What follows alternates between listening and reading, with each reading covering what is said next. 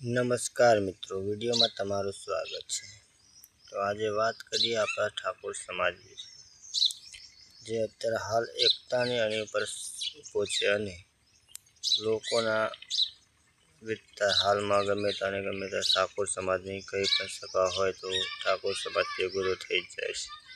પરંતુ એકતાની વાત કરીએ તો મને એવું લાગે છે કે નાની નાની વાતમાં આપણો ઠાકોર સમાજ લગભગ દૂર થઈ જાય છે અને સગા સંબંધીઓમાં વિરોધ પણ થઈ જાય છે તરત જ।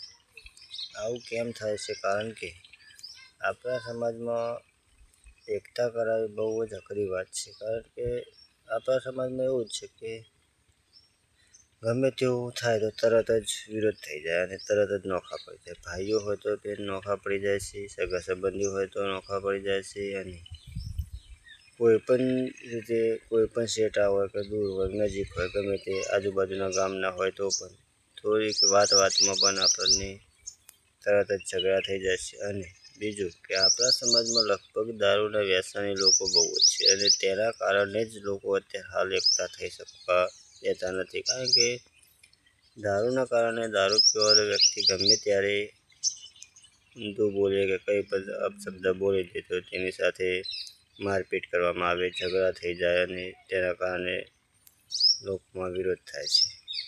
તેના કારણે મને એવું લાગે છે કે એકતા કરવી બહુ જ અઘરી વાત છે। તો એકતા કરવી હોય તો શું કરવું પડે? પહેલાં ખબર છે, પહેલાં તો આપણા સમાજ માટે નશાબંધી કરાવવી જોઈએ। નશાબંધી થઈ જાય તો જ આપણો સમાજ એકતામાં ઊભો રહેશે અને એકતા થશે। મારો વિડીયો ગમ્યો હોય તો વિડીયોને લાઇક છે અને સબસ્ક્રાઈબ કરી લેજો, જેથી કરીને મારી ચેનલ પર કોઈ પણ નવો વિડીયો આવે તો તમારી ચેનલ પર તમને પહેલાં જ જોવા માટે મળી રહે।